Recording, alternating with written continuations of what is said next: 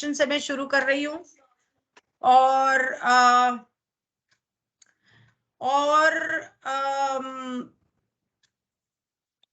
Archangel Michael, जितने लोग इस सेशन को सुन रहे हैं उनको, उनके परिवार को, उनके घर को किसी भी तरह के negative energy form, energy thought form, negative entities से बचा के रखना और उन सबको इन लोगों से, वो नेगेटिव फॉर्म्स और एंटिटीज को रिस्ट्रिक्ट करना कि वो किसी को भी जो ये सेशन सुन रहे हैं या उनके परिवार वालों को परेशान ना कर सके. From the statement, I assume that the logos contemplating a mechanism to become what it was not, first devised the tool of separating the unconscious from the conscious during what we call physical incarnation to achieve its objective. तो कहता है इसका मतलब ये जो हमारा logos है, उसने पहले ये सोचा कि मुझे क्या करना है, क्या नहीं चाहिए, एक तरीका ढूंढा ताकि वो अनकॉन्शियस, सबकॉन्शियस, कॉन्शियस को अलग कर सके. जैसे कि मैंने बताया था कि आप भूल जाते हो वगैरह वगैरह. और उसके बाद उसने हमें धरती पे जन्म देना शुरू किया ताकि वो ये अनुभव करे और इन माध्यमों से सीखे. रा कहता है हाँ. तो कहता है तो फिर तुम्हारी इस बात से मुझे ये समझ में आता है कि इसके अलावा और भी तौर तरीके उसने अपनाए. पहला तरीका तो फ्री विल लगाया, दूसरा तरीका पर्दा लगाया. और तो पर्दा पहला तरीका था जो उसने विभाजन और इसको फ्री विल को एक्सपैंड करने के लिए, बढ़ाने के लिए जो उसने पर्दा लगाया था. तो इसके अलावा और भी बहुत तरीके हैं. तो राह कहते हैं हाँ, रिफाइनमेंट्स हैं, मतलब कि उसे सुधारा गया है. मतलब जैसे वक्त के साथ के, अच्छा मैंने ऐसे किया तो इसमें ये कमी रहेगी, अच्छा ठीक है इसे थोड़ा और सुधार देते हैं, इस तरह से रिफाइनमेंट्स किए गए. तो डॉन कहता है कि the archetypical mind of the logos prior to this experiment and extension of the first distortion then was that I would consider to be less complex than it is now, possibly containing fewer archetypes. तो कहता है इसका मतलब ये जो अलग अलग तरीके के लोग होते हैं, आर्केटिपिकल माइंड या अस्तित्व होते हैं लोगों के, या दिमाग होते हैं, या लोगोस के थे, जो हमारे सूरज के या हमारी धरती के का जो दिमाग था, आर्केटिपिकल माइंड था इस पर्दे के एक्सपेरिमेंट से पहले, तो वो इतना उलझा हुआ तो नहीं होगा. शायद उसमें अलग अलग तरीके के जो दिमाग है वो बहुत कम होंगे. क्या मैं सही हूं? तो रा कहता है कि हम आपसे कह रहे हैं कि थोड़ा सा सब्र रखो. We perceive a sudden flare of distortion known as pain. कार्ला को उल्टे हाथ में बहुत जोर से दर्द हो रहा है, एंड मैनुअल अपेंडेजेस, और शारीरिक तौर पे उसको कुछ तकलीफ हो रही है. मैनुअल अपेंडेजेस ये क्या होता है? ये पहले बताया था, मुझे याद नहीं है. Manual appendages,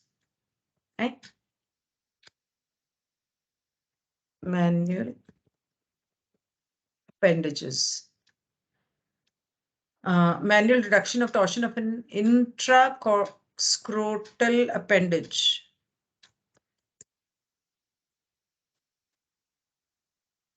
A projecting part of an invertebrate or other living organism with a distinct appearance or function. Many species have specialized clutching. अच्छा, तो वो कहता है कि इसे उल्टे हाथ में बहुत ज्यादा दर्द हो रहा है और कुछ शायद हड्डी बढ़ रही है या कोई एंटिटी सडनली आके उसे कुछ कर रही है.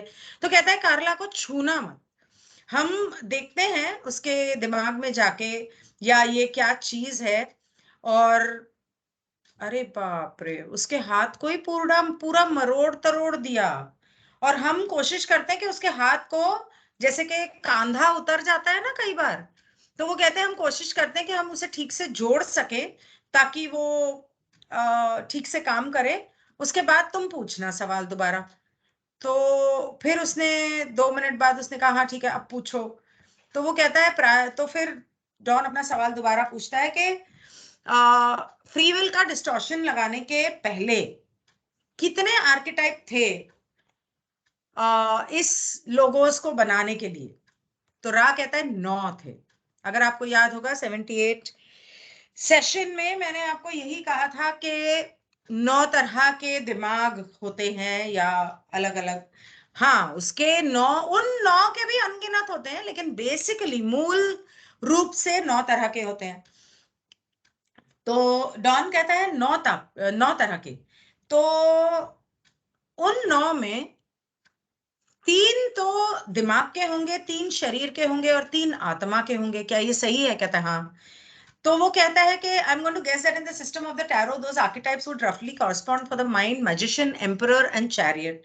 तो कहता है इसका मतलब 1 2 3, चौथे का फिर 1 2 3 पकड़ लो, मतलब 4 5 6 का पहला 4 हुआ। इस तरह से अगर हम गिने तो टैरो के अंदर मैजिशियन, एम्परर और चैरियट वाला जो कार्ड है यही होगा दिमाग का, सिर्फ दिमाग का। तो रा कहता है नहीं, गलत। तो कहता है अच्छा तो फिर बता दो कि क्या है। तो रा कहता है बॉडी, माइंड और स्पिरिट हर एक के अंदर और उनके काम के अंदर जो माया जाल है, उसमें मतलब इन इन इन तीनों के अंदर आता है माया जाल, मतलब कि आपका शरीर माया जाल, तीसरी घनिष्ठता का पोटेंशिएटर और सिग्निफिकेटर। जैसे मैंने आपको पहले बताया था कि हाई प्रीस्टेस 78 सेशन में मैंने बताया था, हाई प्रीस्टेस जो है वो पोटेंशिएटर है और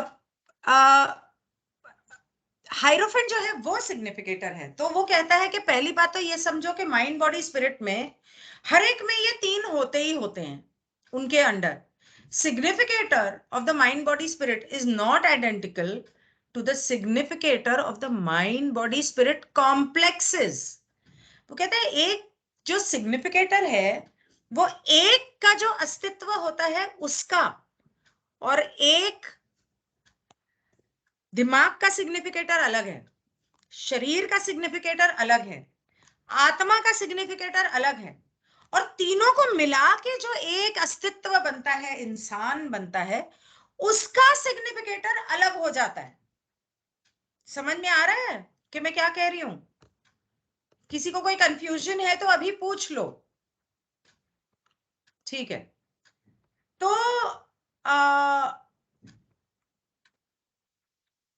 फिर डॉन कहता है अच्छा मुझे अब समझ में आया कि आप पिछले सेशन में आपने कहा था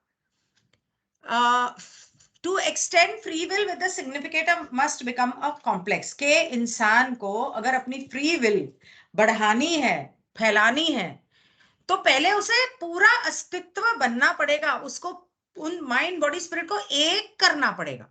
It seems that the significator has become the complex, that is the 3rd, 4th, 5th, 6th and 7th of the mind, and 10th on of the body, and the 17th of the spirit. तुक्के मारी जा रहा है। तो वो कह रहा है अच्छा तो फिर क्या ऐसा है कि तीसरा, चौथा, पांचवा, छठा, सातवां दिमाग का है, 10वां जो है वो शरीर का है, और 17 नंबर का जो है वो आत्मा का है, क्या ऐसा है? तो कहता है नहीं, गलत बोल रहे हो। तो वो कहता है अच्छा ठीक है, तो फिर तुम जब कहते हो कि सिग्निफिकेटर को कॉम्प्लेक्स बनना चाहिए, उसका मतलब भी समझा दो। तो रा कहता है to be a complex is to consist of more than one characteristic element और कॉन्सेप्ट। यही बात मैं 78 में समझा रही थी कि ठीक है, एक तरह का दिमाग होता है, एक तरह का शरीर होता है, एक आपकी लग्न कुंडली है, एक आपकी बर्थ डेट है, लेकिन उसके अंदर बहुत सारे विभाजन हैं, उसके अंदर बहुत सारे चीजें और भी होती हैं, उनको कुल मिला के आप बनते हो। आपके नाम का एक एक अल्फाबेट आपके पर्सनालिटी को कंट्रीब्यूट करता है। तो आपका नाम क्या रखा गया, आपका सरनेम क्या रखा गया, आपके नाम का टोटल क्या है, आपके सरनेम का टोटल क्या है, आपके दोनों नाम को मिला के उसका टोटल क्या है, आपके डेट ऑफ बर्थ में एक एक नंबर का, और वो हर दो डेट ऑफ बर्थ 22 है तो उसका 22 का अलग मतलब है, 2 का अलग मतलब है, 4 का अलग मतलब है। वो आपके बर्थ डेट में कहाँ आता है उसका अलग मतलब है। 11 को अगर आप 11वें महीने में पैदा हुए हो तो 11 का मतलब अलग है, वहां पे 1 का मतलब अलग है, उसका टोटल 2 उसका मतलब अलग है। अगर आप 19 कह लो 85 में पैदा हुए हो तो 19 का मतलब अलग, 1985 का टोटल अलग। 1985 का टोटल अगर 10 18 18 एंड 5 23 आता है तो 23 में 2 और 3 का मतलब अलग, 5 का उसका जो टोटल है उसका अलग। 85 में 8 और 5 का मतलब अलग, 85 का टोटल 13 का मतलब अलग। और फिर पूरा बर्थ डेट आप टोटल करते हो तो उसका मतलब अलग। 5 एंड 6 11 होता है, टोटल में 11 आ जाता है। अब ये मत पूछना कैसे आता है, कर लो टोटल। 11 आ जाता है तो उसका भी मतलब अलग है। लेकिन वो 11 कैसे आता है? क्या वो 11 ऐसे ही आ गया कि 4 2 5 को मिला दिया, 4 2 5 को मिला दिया तो 11 हो गया, या 22 प्लस 11 प्लस 23 को किया तो 33 प्लस 23 हुआ। 33 प्लस 23 का कितना होता है टोटल? 6 एंड 5 56 होता है। उसमें 5 और 6 का मतलब अलग है। अगर वो 56 की जगह 65 होगा तो उसका मतलब अलग है। अगर वो 47 या 74 होगा, टोटल 11 होता होगा, उसका भी मतलब अलग है। तो इस तरह के बहुत सारे अलग अलग क्वालिटीज और कॉम्प्लेक्सेस होते हैं जिनको कुल मिला के एक इंसान बनता है। आपका शरीर सिर्फ एक शरीर नहीं है, उसमें 2 हाथ हैं, आंखें हैं, कान है, मुंह है, दांत हैं, पैर की उंगलियां हैं, अंतड़ियां हैं, आपका रिप्रोडक्टिव ऑर्गन है, किडनी है, पैनक्रियाज है, लिवर है। किसी के दिल में छेद होता है, किसी के 2 दिल होते हैं, किसी के 2 यूट्रस होते हैं। मैं किसी को जानती हूं जिसके 2 यूट्रस हैं, और किसी के कुछ होता है, किसी के कुछ होता है, किसी के दांत 32 होते हैं तो किसी के 28 होते हैं। तो हर सारी चीजें मिला के एक इंसान बनता है ना। तो हर, चाहे वो शरीर हो, दिल हो, मतलब माइंड हो, या पूरा अस्तित्व हो, या आत्मा हो, आत्मा के भी अलग अलग अनुभव होते हैं। आपके पिछले 1000 साल में आपके कितने पुनर्जन्म हुए, उसमें आपने कौन से बिलीफ सिस्टम्स को जकड़ लिया, उन सबको मिला के आपकी आत्मा का जो अनुभव हुआ, वो आत्मा पूर्ण तरीके से दूसरी आत्माओं से अलग भी होती है। अब ये वो आत्मा नहीं है जो ईश्वर में जाके एक हो जाती है। ये वो जो रोशनी होती है आपके हार्ट चक्र में, सेंटर में, ये उसकी बात नहीं कर रही हूं, ये मैं आत्मा की बात कर रही हूं। तो ये सब मिला के बनता है। तो डॉन पूछता है, I would like to try and understand the archetypes of the mind of this logos is prior to the extension of the first distortion. कहता है फ्री विल का डिस्टॉर्शन लगने से पहले या वो फैलने से पहले यहाँ के लोगों के जो अलग अलग तरीके के लोग थे, मैं उनका दिमाग समझना चाहता हूँ।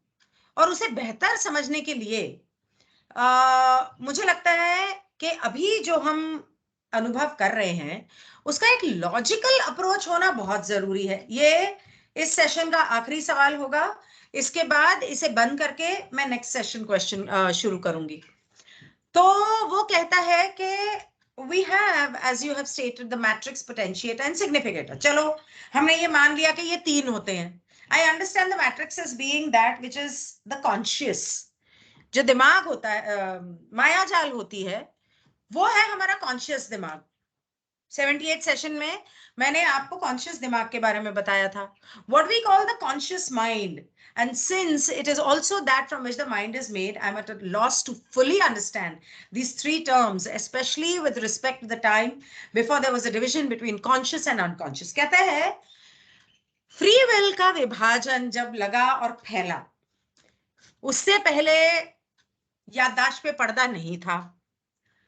तो तब कॉन्शियस माइंड और अनकॉन्शियस और सबकॉन्शियस भी नहीं होते थे, या अगर होते थे तो मुझे ये समझने में दिक्कत हो रही है कि तब आप किस चीज को मैट्रिक्स, पोटेंशिएटर और सिग्निफिकेटर बोलोगे। और मुझे इन्हें समझने में दिक्कत हो रही है कि अब जब कॉन्शियस है, सबकॉन्शियस है, अनकॉन्शियस है, तो ये जो शब्द आप इस्तेमाल करते हो कि माया जाल, पोटेंशिएटर और सिग्निफिकेटर, मतलब कि प्रतिबिंब, पोटेंशिएटर को मैं बोलूंगी कि काबिलियत, इनको समझने में दिक्कत हो रही है, तो जरा इनको समझा सकते हो? मेरे ख्याल से ये बहुत जरूरी है कि मैं पहले तो इन तीनों को पूरी तरह से समझ लूं। और ये जो दिमाग का मायाजाल है और दिमाग का की काबिलियत है और दिमाग का प्रतिबिंब है, ये एक दूसरे से अलग कैसे हैं, और फिर इन तीनों में आपस में रिश्ता क्या है, मुझे ये जरा समझाओ। तो बहुत लंबा आंसर है। रा बोलता है जो दिमाग का मायाजाल है, is that from which all comes, इससे बाकी सारी चीजें पैदा होती हैं या बनती हैं। It is unmoving, yet it is the activator and potentiation of all mind activity. ये हिलता डुलता नहीं है, काम नहीं, मतलब काम नहीं करता ऐसे जैसे हिलता डुलता नहीं है, ये कुछ नहीं करके भी ये तुम्हारे पोटेंशिएशन जो होता है दिमाग का, उसको एक तरह से कहते हैं कि तिल्ली लगाता है उसको। गाड़ी में जब आप चाबी लगाते हैं तो इंजन स्टार्ट करते हैं ना, वो करता है। ये जो दिमाग का माया जाल है, ये वो चाबी लगाता है आपकी पोटेंशिएटर को, और आपके दिमाग में होने वाली हर एक्टिविटी, हर चीज को वो चाबी लगाता है। The potentiator of the mind is that great resource which may be seen as the sea into which the consciousness dips even deeper and more thoroughly in order to create, ideate and become more self-conscious. उसके बाद जो काबिलियत या पोटेंशिएटर of the mind है दिमाग का, तो वो आपकी चेतना में इतनी गहराई तक जाता है और पूरी तरह से छानबीन करता है, ये समझने के लिए उस समुद्र में, जो मैंने आपको एक फोटो दिखाई थी कि अनकॉन्शियस माइंड के अथाह समुद्र में गोते खा रहा है, तो एक मिनट मैं अभी दिखाती हूँ आपको ये। तो वो कहता है कि वो इस तरह से उस समुद्र में आ, आ, जाके डूब के पूरा रिसर्च करता है, समझता है, बनाता है, और अपने लिए वो तय करता है कि मेरे लिए सही क्या है, गलत क्या है, मैं क्या कर रहा हूं, क्या नहीं कर रहा हूं, मुझे क्या करना चाहिए, क्या नहीं करना चाहिए, मुझे अगर कोई चीज बनानी चाहिए तो उसे कैसे बनानी चाहिए। The significator of each mind body spirit and each mind body and spirit might be seen as a simple and unified concept. और इसका जो प्रतिबिंब है, वो चाहे दिमाग का हो, शरीर का हो या आत्मा का हो, वो इन तीनों का मिला जुला मिश्रण है। इसके अलावा वो कुछ भी नहीं है, बस एक मिश्रण है। वैसे तो पा ड्राइव कर रहे होंगे, लेकिन वो सुन सकते थे। अगर कोई पा को मैसेज कर दे कि 48 सेशन मैंने अपलोड किया है, कॉल करके बता दो, और उसे सुन लें। अगर उसमें कहीं गलती हो तो इस सेशन को ज्वाइन करके हम मेरी गलतियां बता दें और उसे करेक्ट कर दें। Please somebody do that. So I don't know why I didn't think of it before, no problem. तो वो कहता है कि आगे रा कहता है the matrix of the body may be seen to be a reflection in opposites of the mind. जो शरीर का माया जाल है, वो एक तरह से तुम्हारे दिमाग का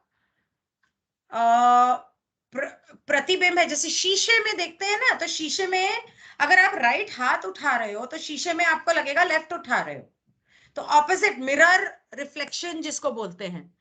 तो वो आपके दिमाग में जो चल रहा है उसका उल्टा आपके सामने अनरिस्ट्रिक्टेड मोशन से होता है, मतलब कि कोई रुकावट नहीं आती, और वो माया जाल कंटिन्यूअस चलती रहती, चलती रहती, चलती रहती, जिंदगी खत्म ही नहीं हो जाती। भले एक इंसान मर जाए पर जिंदगी खत्म नहीं होती। The potentiator of the body then is that which being, आपका शरीर भी है। अगर आप सो भी रहे हो तो आपका दिल तो धड़क रहा है ना, आपकी सांसें तो चल रही हैं, आपके लंग्स तो काम कर रहे हैं, आपकी किडनी काम कर रही है, आपकी लिवर और पैनक्रियास काम कर रहा है, वो तो नहीं रुकते। तो the potentiator of the body then is that which being informed regulates activity. तो वो कहता है आपके शरीर की जो काबिलियत है, पोटेंशिएटर है शरीर का, वो है जिसे आपका दिमाग बताता रहता है क्या करना है, और आपका शरीर उसके हिसाब से आपके कर्मों को कंट्रोल में रखता है, या एक्टिविटी को कंट्रोल में रखता है, या आपके शरीर को कहता है क्या करना है क्या नहीं करना है। मुझे तो यही समझ में आया। The matrix of the spirit is difficult to characterize since the nature of the spirit is less motile. Motile? अच्छा, तो बंबई में तो मोटाइल को मोटा कहते हैं, ठीक है। द मैट्रिक्स ऑफ द, मतलब मैं मजाक कर रही थी। मैट्रिक्स ऑफ द स्पिरिट मतलब कि आत्मा का जो माया जाल है उसे समझाना, या उसे एक तरह के कैरेक्टर में ढालना थोड़ा मुश्किल है, क्योंकि जो आत्मा है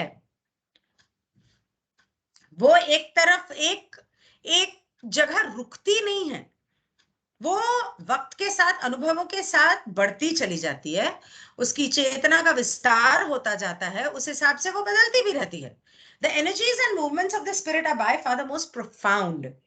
इसकी जो ऊर्जा होती है, इसके जो तौर तरीके होते हैं कि पल भर में यहां से वहां पहुंच गई, पल भर में ख्याल यहां से वहां पहुंच गया, वो जो आपका ख्याल पहुंचता है ना, वो आपका दिमाग नहीं है, वो आपकी आत्मा है।